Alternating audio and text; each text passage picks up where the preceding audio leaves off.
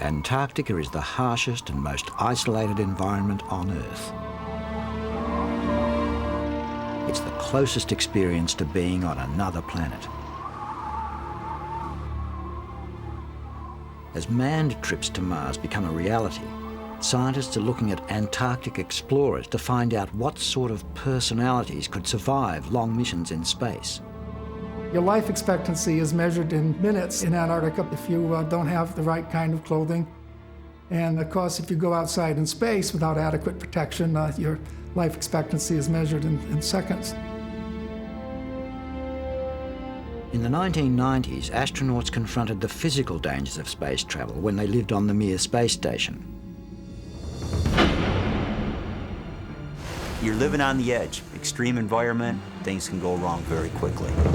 You got smoke billowing out, you've got blackout, and you've got to hustle to stay alive. Soon the technology will be available to fly humans to Mars. But what will it take to cope with the extreme isolation and unexpected dangers of the 2-year journey?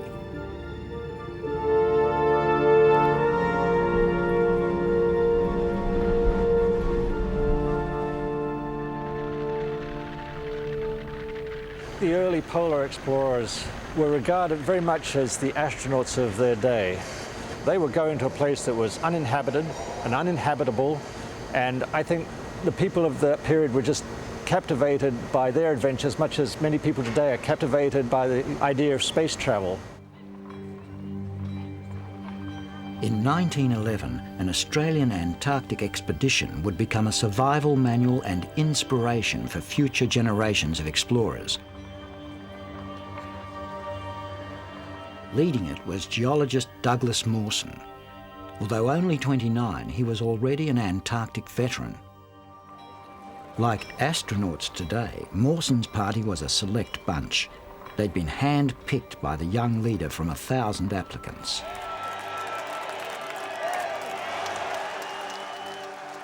Their challenges would begin almost immediately. They had to carry everything with them that they needed for their own survival, and that's very like space travel. There is one fundamental difference between Mawson and modern space travel, and that is that he was truly alone. So he had to make sure that he could accommodate any scenario, any contingency plan in his expedition. And if something did go wrong, as it did for him, he had to be ready to react accordingly. Andy Thomas, an Australian research scientist, was the last NASA astronaut to fly the shuttle to the Mir space station. Like Mawson before him, Andy knew only too well that the first great difficulty in exploration was getting there. He was literally sitting on 500 tons of explosive. Suddenly, you hear this enormous explosion, and if you're by one of the windows, you see everything light up around you. The vibration is just profound. Everything starts to shake madly, and everything's rattling. Your teeth are jarring. And if you look out the window, you see the launch tower next to you just fall away, and you push back into your seat, and you've got this ride of your life for the next 2 minutes, going higher and faster to take you up into space. Andy Thomas was leaving Earth to spend 4 months in space.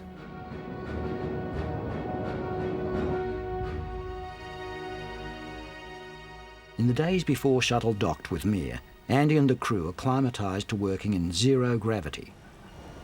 I got my start in this business through my work as a scientist and engineer, but later on, I have to admit, it was the great sense of adventure. The idea of doing something so few people would ever get to do was just enthralling. I think Mawson would have been a good astronaut. I think he had the right leadership qualities. He was obviously a very fit, strong individual, and I think you need physical strength to undertake space exploration.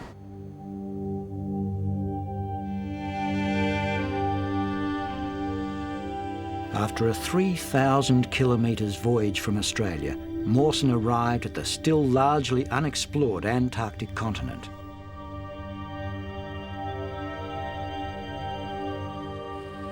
He found a sheltered anchorage and named the area Commonwealth Bay.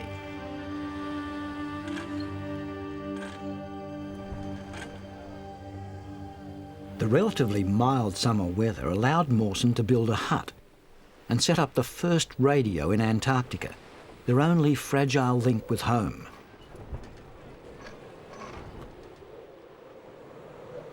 Then the weather changed with an unexpected ferocity.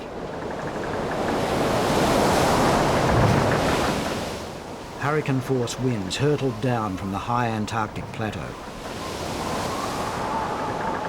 Day after day, the blizzards funneled into Commonwealth Bay, raging around the hut.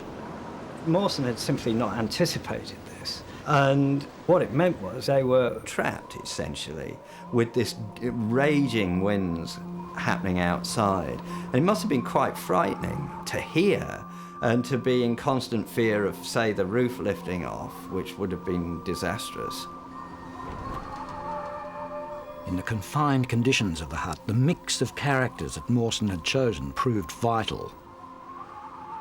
It was good that they had Murphy, who was a bit eccentric and told stories, and they had Hurley, who was a joker, as well as personalities that were quieter and more serious. So there's a kind of balance. And clearly these were all men who were prepared to live and let live. They were all highly motivated, and they all had a sense of humour. The meteorologist, Cecil Madigan, had to record the weather every 3 hours.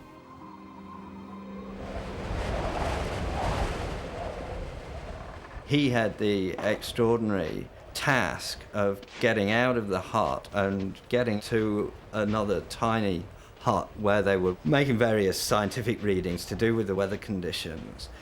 But getting there was fantastically difficult because of the force of the wind. It proved to be the windiest place on Earth. Mawson realised their equipment had to be strengthened for the coming expeditions. He personally oversaw all the preparations. There are stories about his enthusiastic, practical support of the men as they're doing their tasks. He was a great doer. And I think that his leadership was in taking a lead in doing things rather than in producing great rhetorical speeches. Celebrations were a safety valve for tensions in the hut. We let them have a glass of wine and a glass of brandy. And I mean, everybody's birthday was celebrated. Midwinter Day was celebrated. And then they started up making excuses for celebrations. Only 85 years after Mawson built his Antarctic base, Mir orbited high above Earth.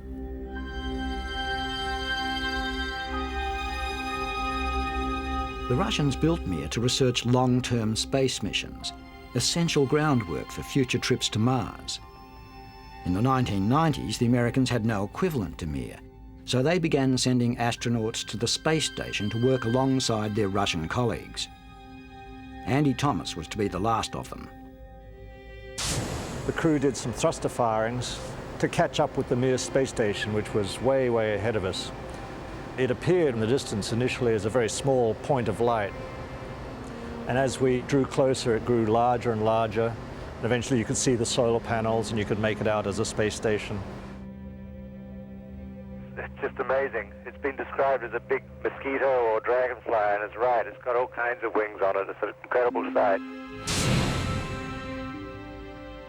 And then, of course, we flew right up to it, slowed down our approach rate so the two vehicles could be mated on orbit. Docking is a delicate and dangerous procedure.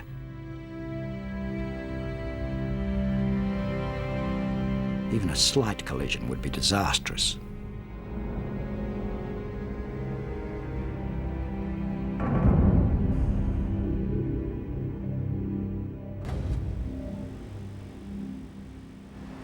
Once we'd docked and made sure that we had a good seal, we opened the hatches between the two vehicles and we met the Russians who were on board, who'd been there for some months, as well as my American colleague who'd been there for 4 months. And I got to float down the docking fixture into Mir for the first time. That was kind of an oh gosh moment. The amount of equipment that was stowed haphazardly in that vehicle just left me speechless. I was pulling myself down this tiny tunnel, feeling everything closing in and thinking, oh, there's got to be more space than this. It's got to open up. And finally, of course, it did, into a fairly nice habitable area. But that first reaction was like, wow, I don't know about this. Once the changeover was completed, the shuttle returned home.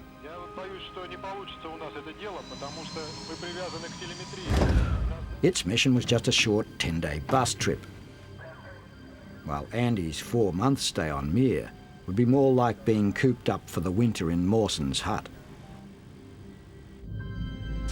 I watched at the window as the shuttle pulled away and saw it fire its thrusters, and then it went behind one of the solar panels and was gone.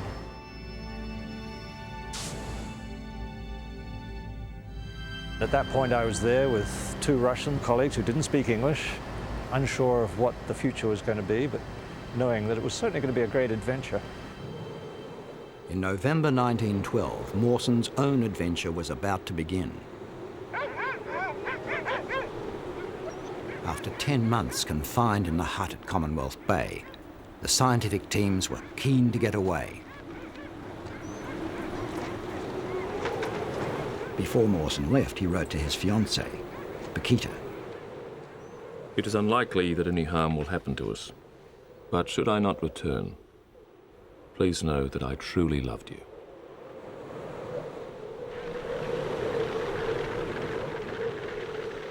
As Mawson's trip was to be the most ambitious, he commandeered the dogs and the men who trained them. 23-year-old Belgrave Ninnis was nicknamed Cherub. He was a tall man. He'd been an officer in the British Army.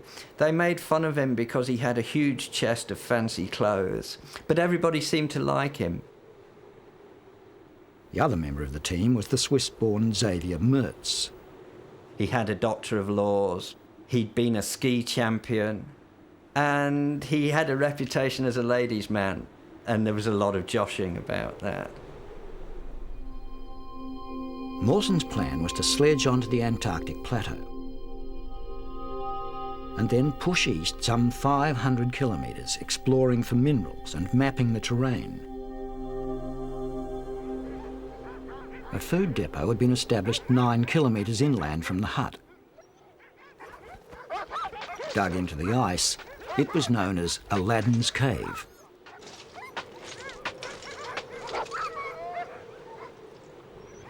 The combined weight that the dogs had to pull was about a ton. He felt that he could get on with Mertz and Ninnis. And clearly Ninnis and Mertz had that relaxed camaraderie. They got on together. They were good friends. There was a kind of emotional warmth and bond between them. And I think he observed their interaction together and enjoyed that.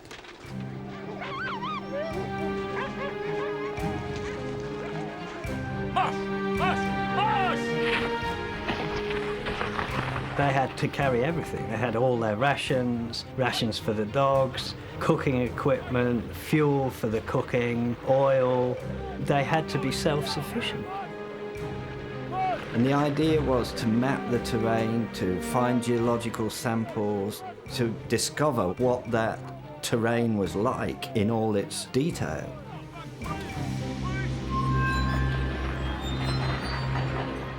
But from the start, the weather turned against them. They all found the going tough in the bad conditions, especially the soldier, Belgrave Ninnis.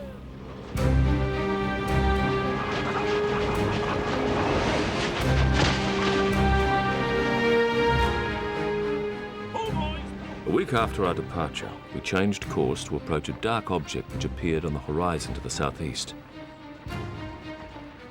Within a few hours, it resolved itself into an imposing mountain. Mawson, the geologist, was fascinated by what the rocks could tell him about the history of the Antarctic. Come on, boys! Pull! Come on! Mawson has a self-contained quality, a kind of self-sufficiency, it seems to me.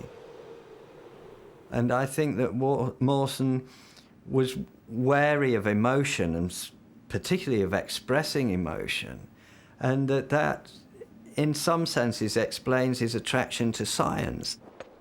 That science provided him with a sense of beauty and order that was apart from and superior to the unpredictability of human emotion and human interaction.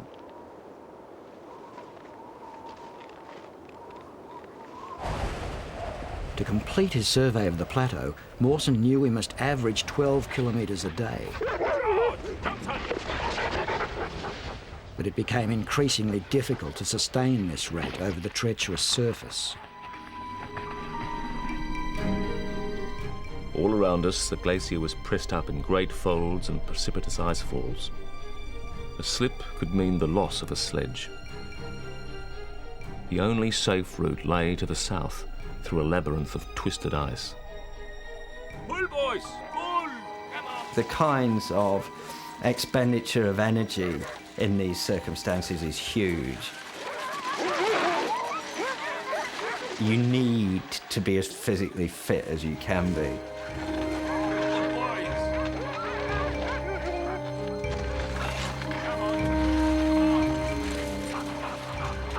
The slightest injury could have serious consequences for the expedition and for each other. Constant exposure to the chilling wind affected their faces, their feet and hands. As they went on, Ninnis had a problem with a whitlow on his finger. And obviously if you're hauling and using your fingers in that cold, to have such an infection is extremely difficult. In the end, they had to lance it.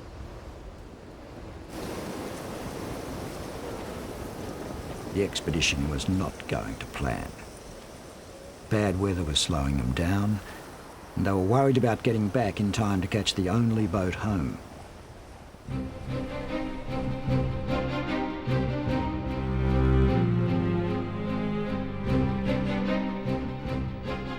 Mir too had its problems. After several months on board, Andy Thomas was becoming increasingly aware of the rapidly deteriorating condition of the ageing space station. It was very clear to me that the Russians were very short of money, and they were holding this thing together with everything they could find, and they were having a tough time doing it. I knew that there was an element of risk involved. The physical dangers of living on Mir became apparent during the mission of astronaut Jerry Lininger 12 months earlier. Jerry was a US naval flight surgeon and pilot.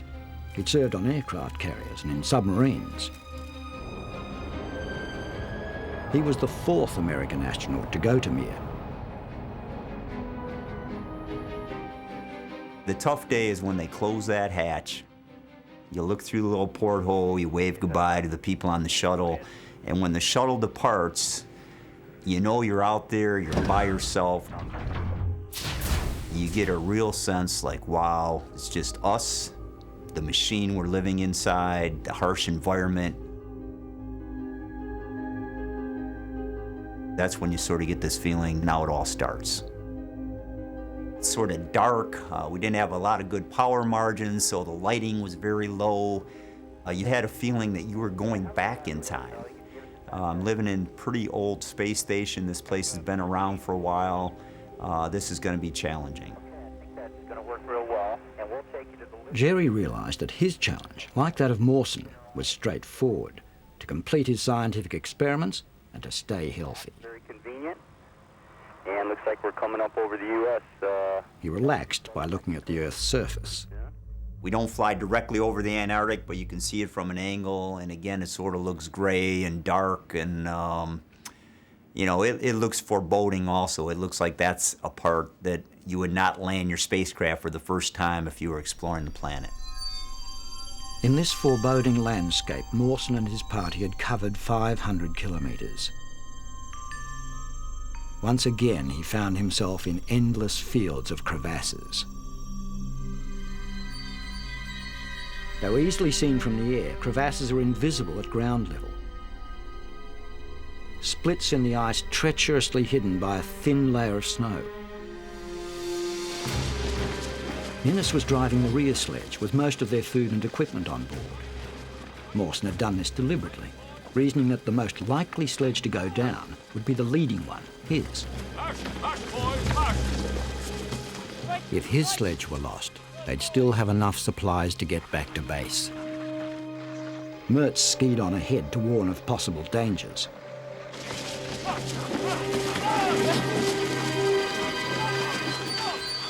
Then I saw Mertz halt and look back inquiringly. I looked around and there was no sign of Ninnis.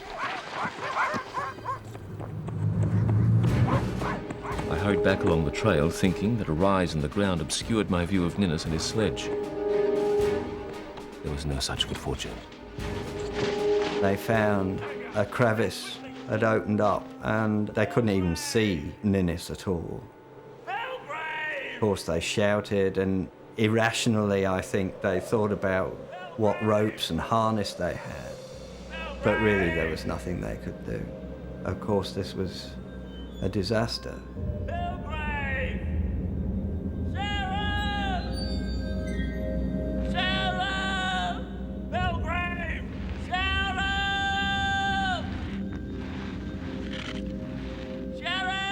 They stayed there for hours, shouting down this cavernous hole.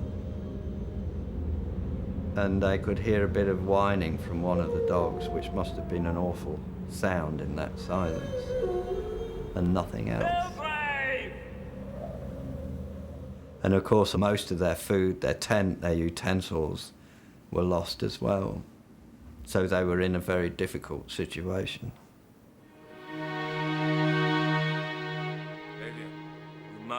It seems to me that it was really Mertz's emotional distress that meant that they stayed for hours and hours and hours hoping to hear something.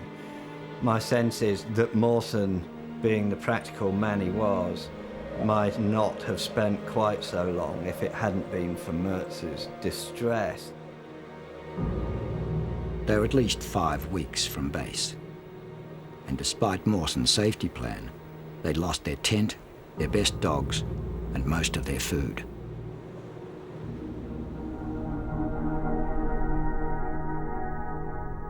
A critical situation can develop just as unexpectedly in space. While Jerry Lininger had another 3 months on Mir, his 2 Russian colleagues would be replaced by a new crew. They were to be blasted into space from the Baikonur Cosmodrome in Central Asia.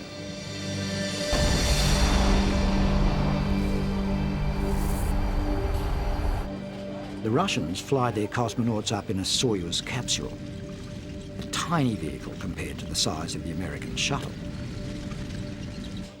Soyuz is steered from Mission Control near Moscow. The cosmonauts are just passengers.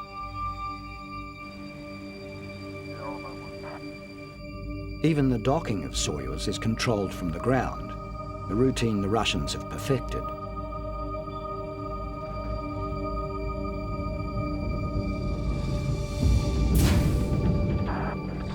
Vasily Sabliev will be the new commander.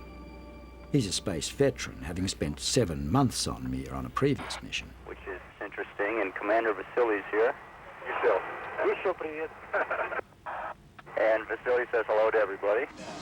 They celebrate the arrival of the new crew by having a party.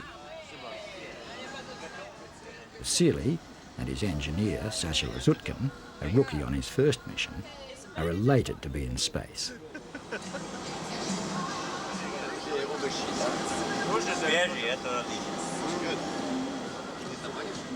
But with 6 people on board, the station's life support systems were overstretched and the oxygen supply ran low.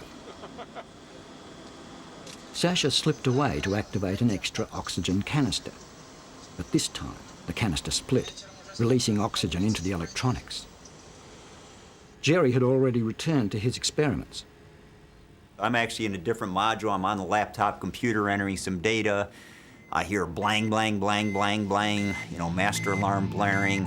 I literally, type my last bit of data in, I hit the enter button, and then I think to myself, well, I better go look at the caution and warning panel. So I push off. Vasily Sabliev comes flying around the corner fast, and I yell out, "Is it serious?" He said, "Yes, very, fire." Didn't really have to answer me because before he could answer me, I see smoke just billowing out of the module. At that point, realizing very quickly I need to get a personal respirator on. I'm in the oxygen tank activated or I'm not gonna make it. Work my way along the bulkhead, smoke everywhere, can't see anything. Find that respirator. Felt as if I had sort of swum maybe 50 meters underwater, really starting to need oxygen. Pull the respirator off, full rubber mask over my head. I flick the lever over, breathe in, and the mask just collapses around my face. Got to fill a respirator, throw that off my head. You know, next 60 seconds of my life, just frame by frame, feeling my way along the bulkhead through the blackness, trying to get to a second respirator. Amazing what thoughts go through your head. You know, thought about my wife. I said, goodbye, Catherine. You know, it looks like I'm not gonna be making it back. Love you a lot. Thought about my son, he's about 1.5 years old. I said, goodbye, John. Finally get to a second respirator, mask over my head, I activate. I say, God help me. You know, breathe in, oxygen flows. And then it's just screaming out, you know, we're gonna get that fire out, gonna see my boy again, and your training kicks in, and you get methodical. Work my way over to a fire extinguisher, pull the pin, Vasily and I go and start fighting the fire. We get a big fire, and we get a flame 3 or 4 feet in length, this big in diameter, blowtorch-like in intensity, smoke billowing out. Went through about 14 minutes of fighting this fire, finally get the flame out, actually pretty much ate itself up. So your next task is to try to get a breathable atmosphere again. We turn on fans, filters, you try to breathe slowly, you try to preserve that little bit of oxygen that you have, make every breath count. And then you've got a lot of work to do. You gotta clean that mess up, you got burns on people. And you just count your blessings at that point. You say, you know, we made it. We got a crew that does not panic. Got people that are trained properly. You know, great moment to overcome adversity like that. Basically, other than the smoke in the air, us breathing some toxic products for a day or two, damage pretty minimal. And the very interesting thing about that whole fire is, you know, by the next day, it's behind you, and you don't worry about what happened yesterday, you just get ready for the next challenge. There's a real skill in being able to respond to a threatening situation in such a way as to resolve it as compared to giving in, panicking, and perhaps dying. The best thing you can have is a sense that it's possible to deal with situations that most of us would find frightening and would leave us feeling panicked or helpless. Mawson now had to deal with a critical situation where Ninnis was dead and most of their provisions were gone. He began to make practical decisions. How could they best use what they'd got left, to see how they could improvise a tent using ski sticks and canvas. He weighed up how much food they'd got. He realized that they'd have to use the dogs for food. And so he prepared to do the best they could.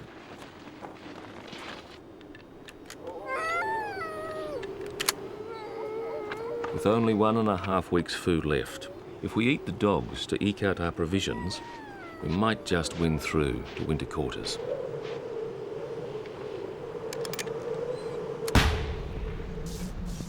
It was a happy relief when the liver appeared, for even if little else could be said in its favour, it could be easily chewed and demolished.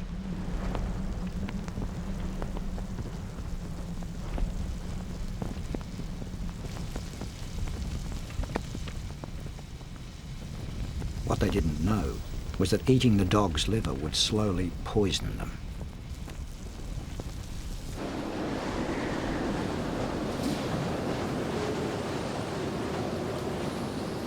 Two weeks after the death of Ninnis, they were only halfway back to the hut, and already Mertz was failing.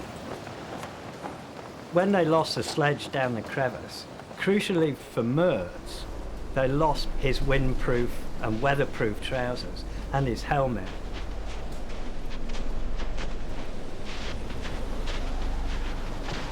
Mawson was in a terrifically difficult situation. He felt okay, and he obviously wanted to push forward and to make miles every day. And Mertz was becoming progressively weaker. After struggling on for another week, Mertz couldn't go any further.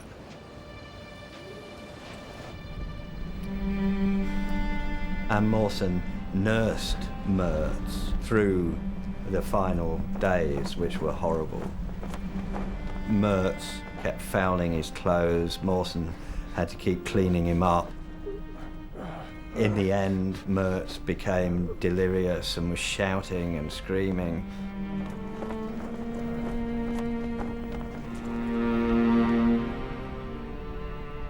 We now know that Mertz's decline was brought about by the toxic effects of massive amounts of vitamin A contained in the husky livers he'd eaten. It caused his dysentery and skin loss, and probably resulted in a fatal brain hemorrhage.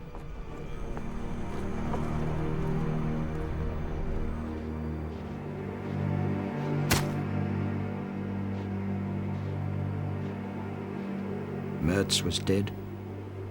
I am the resurrection. Mawson was alone. Ahead lay windswept fields of ice, fractured glaciers, and miles of wicked crevasses. Yet, methodically, Mawson now planned for his own survival. I shall spend today remodeling my gear for one-man travel. I shall cut down the sledge to carry half the load and repair the field equipment. And with 100 miles still to go, I shall doctor my worn body and broken skin. Mawson's body was in terrible condition, and he records in his diary that he feels that his body is rotting. That's the word he uses, rotting. His greatest concern was whether his body would hold together long enough to get back to the hut.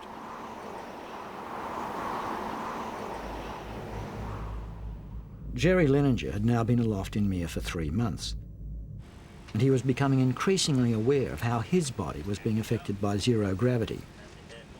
There are some physiological changes taking place. One is muscle loss.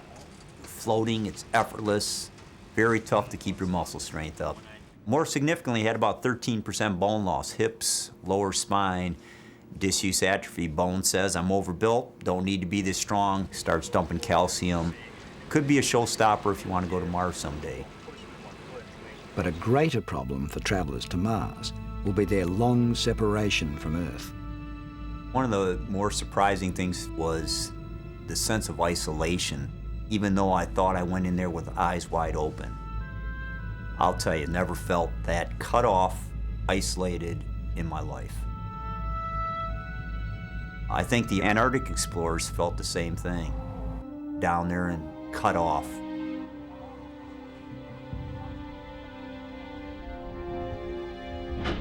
He was in terrible physical condition. I think he'd use every mental trick in the book. He'd be telling himself that I only have to put one foot in front of another. That's all I've got to do. He may have given himself little targets to achieve in terms of distance. I think that he would use images of home and Paquita. I think he would have thought about honor and obligation to push himself forward.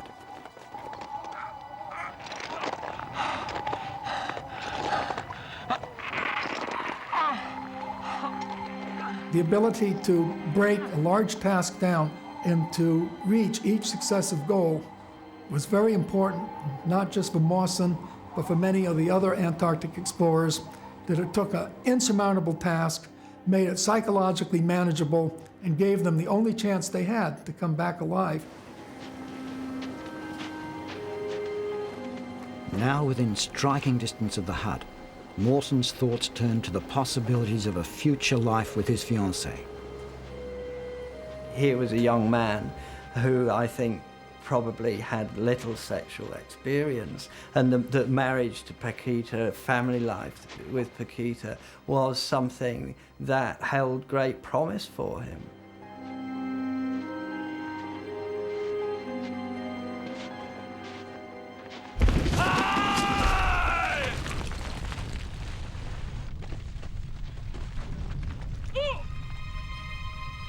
A few moments later, I was dangling at the end of the rope. The sledge creeping towards the edge of the crevasse. I had time to say to myself, so this is the end.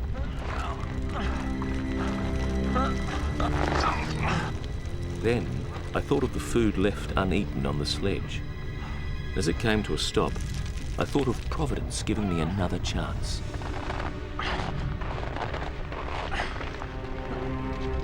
With the feeling that Providence was helping me, I made one last great struggle. The chance of climbing out was small, as the rope had soared into the overhang.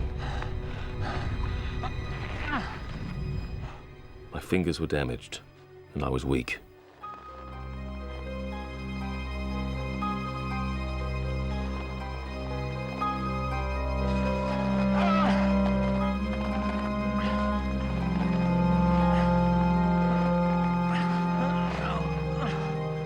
For the rest of his life, Mawson couldn't recall how he made that climb from the crevasse, nor did he know how long he lay unconscious.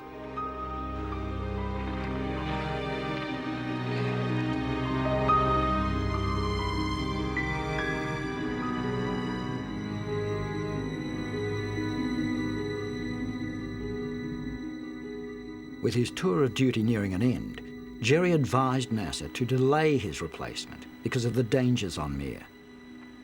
Ethylene glycol, for example, leaking from our cooling system was a huge problem. Oxygen generators failing, carbon dioxide scrubbers not scrubbing the carbon dioxide out of the air. You know, up in space, if the bathroom goes out and you got 3 guys that need to use the bathroom, you need to have a functioning toilet. Another potentially disastrous incident occurred when an unmanned resupply vehicle almost collided with Mir.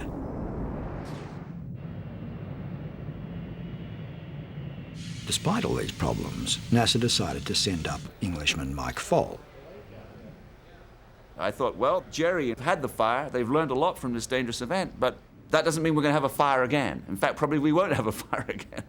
So I was no more anxious about that event than I was in general about going to the Mir. We have a go for engine start.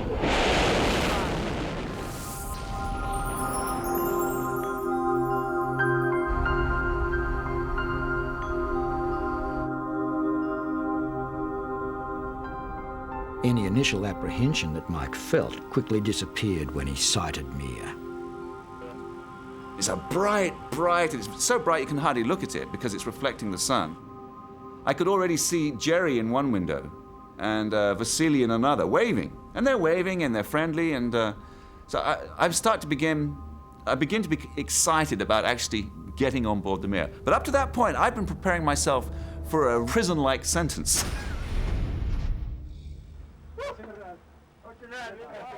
After Jerry's long isolation, he was glad to see his fellow astronauts. I'm back here working quite a bit already. During the changeover, Jerry's mood darkened. Jerry was extraordinarily serious in his tenor of handing over the duties that I would have to assume, taking his place. And he, in the midst of all this, just told me, watch out. What they're doing here is dangerous. As soon as the space shuttle leaves, you'll find all hell breaks loose. Everything gets ripped apart. It's not like a decent space station, and you're on the edge. As I found my way through and got to the base block, took the left-hand turn, the smell struck me. It was a kind of an oily library smell. I still have pieces of Mir that have that smell, and I kind of sniffing up, that's Mir. It's not a bad smell, but it's a characteristic smell. And then as soon as you turn that left corner into the Mir base block, there was music, loud music. And it was Russian, cheerful, I think it was popular disco music, actually. And the impression was one of homeliness, of a welcoming place. A few weeks after Mike arrived, Russian Mission Control ordered Vasily Sabliev to once again test the manual docking procedure for an incoming cargo vehicle. The unmanned Progress vehicle was regularly used to resupply Mir with food and equipment. This same manoeuvre had resulted in the near collision reported earlier by Jerry Lininger. The night before, around the dinner table, I had asked them, I said, Jerry told me he'd had a near miss the last time he did this. And Vasily said, yeah, it was really bad. It was really dangerous. But I said, well, how do you feel about tomorrow? Fine. The next morning, the docking procedure began. A camera on the front of the incoming Progress transmits an image of Mir to Vasily's monitor, which he uses as a guide to maneuver the cargo vehicle.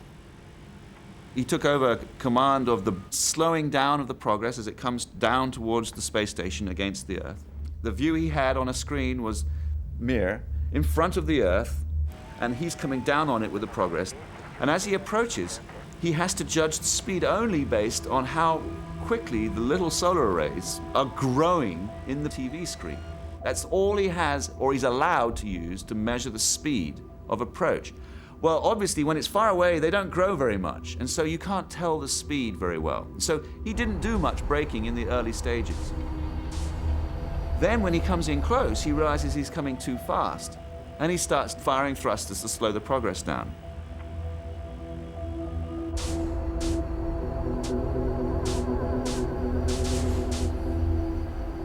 Sasha, who'd been searching for Progress from a window, saw it emerge from behind a solar panel, only 100 meters away. But already we're too close, and we have too much speed for the thrusters to be able to do that braking. And so he keeps pointing at the docking port, but in fact is going by the docking port towards the body of the space station. Sasha saw it go past underneath us in the window, and he shouted at me, Michael, go to the Soyuz. So I flew in the air of the Mir to the Soyuz. As I was passing through the central node of the Mir, where the Soyuz is located, I just had my fingers very lightly on the walls as I was flying past. I brushed by Vasily. The velocity of the Progress was such that it took it straight into the base block, and then the Spectre module.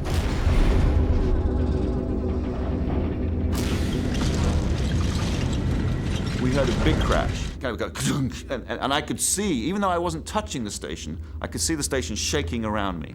Then I moved on through towards the Soyuz. The Soyuz vehicle was permanently stationed on Mir. It was the only means of escape back to Earth in case of an emergency. As I passed through, I thought, well, we're either going to die instantly, and I actually looked around to see if the walls of the node were ripping open. I thought to myself, at this point, air should rush out of your lungs if the pressure's falling. It didn't. So I thought, not bad. So then I thought, well, as I was still moving towards the Soyuz, the next second I thought, well, we should feel the pressure falling. And then I felt it in my ears, the pressure was falling. And so I thought, oh, not good. And then at that moment, bang, the klaxons and sirens went off. And from that point onwards, I went into the Soyuz. I got the Soyuz ready to be evacuated. And Sasha wouldn't join me in the Soyuz, nor would Vasily. And we had just at that point come in contact with the ground. And they told Vasily not to abandon the station. Throw away all the procedures that you've practiced and do as we tell you. Well, Sasha didn't even do that. Sasha was just working only with the Spectre module, trying to disconnect cables. The cables that ran through the hatchway had to be disconnected before it could be sealed off. Mike and Sasha then succeeded in capping the leaking module before a critical amount of air was lost from the station. At that point, we went from a serious, critical emergency situation to one of survival. The collision had holed the superstructure, damaged the cooling system, and smashed the solar panels. The impact had also knocked the station off its alignment with the sun, and it was slowly tumbling through space. No power was being generated, and the batteries finally drained.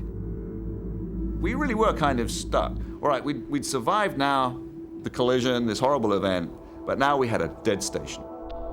Completely, utterly silent, getting colder and colder and colder. Without a propulsion system of its own, there was no way to stop Mir tumbling. There was a real possibility that the station would have to be abandoned. I'm sorry, Mike finally came up with the idea of using the thrusters on the Soyuz escape capsule to reorient the station. It worked. took several days to repower all the systems, and Mir slowly came back to life. The greatest skill an astronaut must have, and I think this will be true of any explorer, is to be able to go from routine and then rapidly and effectively respond to the unexpected calamity.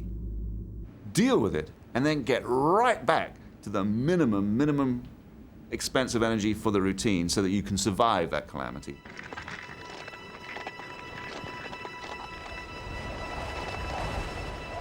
3 weeks after Mertz's death, Mawson staggered back to the shelter of Aladdin's cave. It was now February the 1st, 2 weeks after the ship was due to pick up the party from Commonwealth Bay. A search party had left fresh food. He actually stayed at Aladdin's cave for nearly a full week. The weather was very, very bad, and he spent that time fashioning some crampons so that he could get down this ice road back to Commonwealth Bay. While Mawson painfully improvised the vital equipment, the Aurora was a mere 9 kilometres away. It left before he could make his final dash. With a break in the weather, Mawson finally departed. It was too late. He'd be marooned at Commonwealth Bay for another year. A rescue party had volunteered to stay behind. As they rushed forward to greet the lone figure, they couldn't make out which of the three it was. Mawson was barely recognisable. He'd lost 40% of his body weight.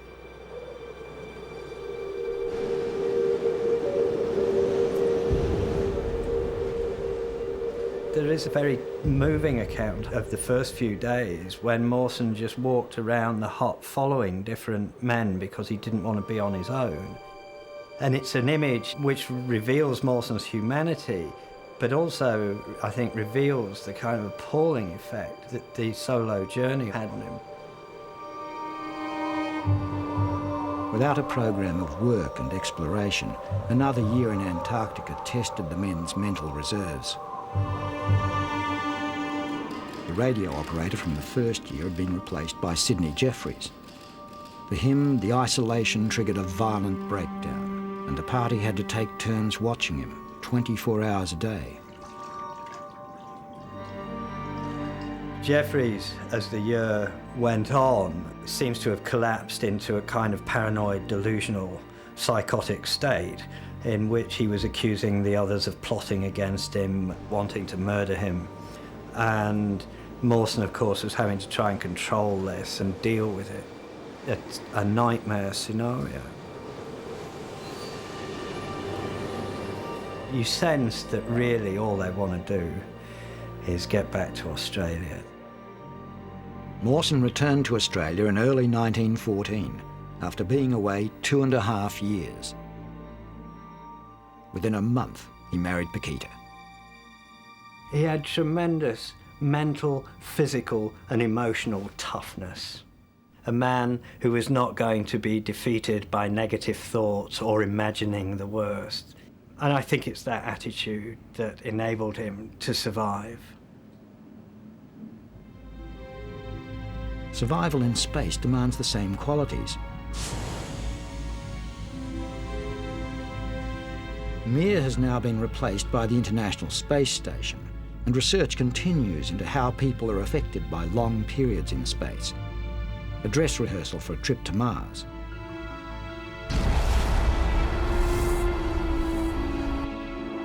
A journey to Mars will take about 2 years, the same time that Mawson spent in the Antarctic. Home will be a cramped cabin with 3 or 4 others. When you're seeing Earth in the rearview mirror getting smaller and smaller, psychologically that's going to be tough. My time on a space station where I could always look out and see the planet, I felt cut off, isolated like I've never felt. You know, you truly are out there on your own at that point. The crew will be 300 million kilometres from home, and even radio signals will take 20 minutes to reach Earth. The physical effects of solar radiation could be deadly, but the greatest problems will be caused by the mental isolation. Madness, medical emergencies, and even death are all possibilities. There will be no prospects of rescue if something goes wrong, and the sense of separation, break off from Earth, could be very profound.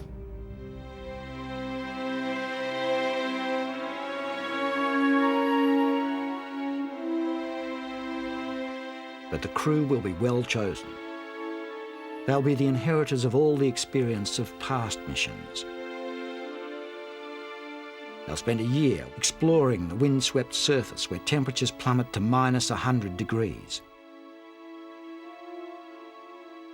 Drawn by the same sense of adventure that inspired the Antarctic explorers and astronauts before them, they too will need the physical and emotional strength to overcome the unexpected in this environment of extremes.